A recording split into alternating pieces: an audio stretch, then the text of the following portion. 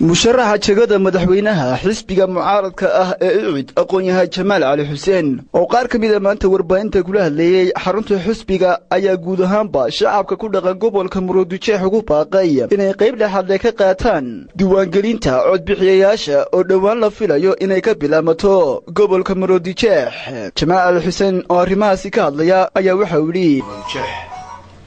nasiib u yeesheen in diiwaangelintii ku soo beegatay iyadoo ay robobkii inoo daheen oo aan abaari jirin. waxaan leeyahay qof walba hayst diiwaangeliyo diiwaangelinta hal la qaato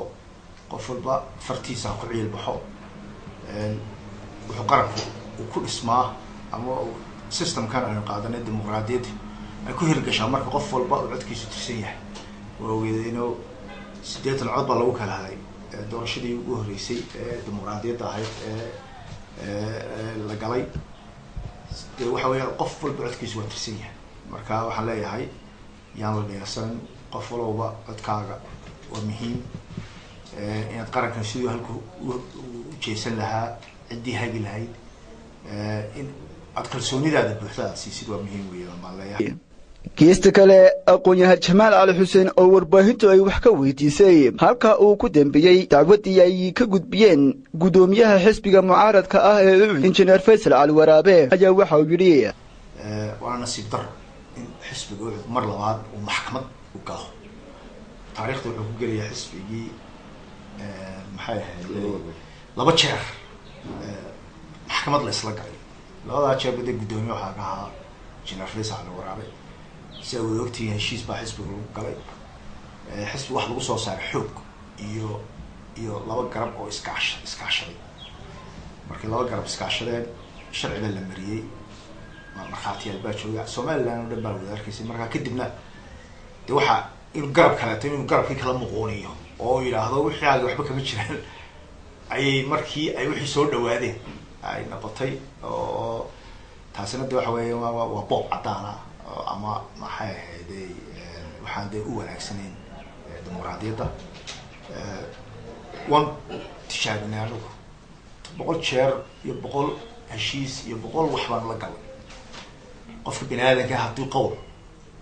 iyo dadnimo iyo diin iyo iimaan aan naxday ama subxaanallah weeye marka waxaan ugu kaliftay marka inaan markii dambe markaan wax walba tijaabinay aan u turnayaan ilaa balka daay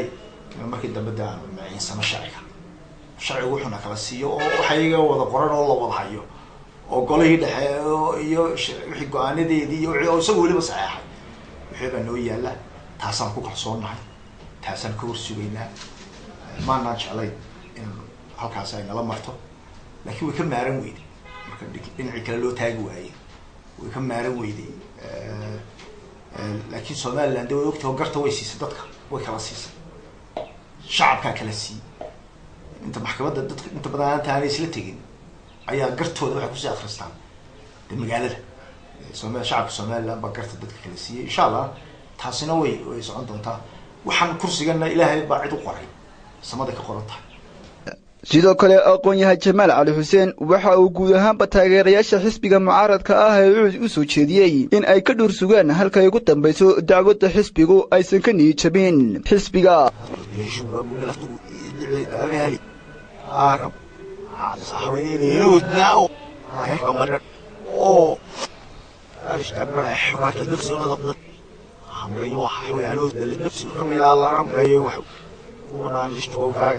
نحو هاسيف أقبلي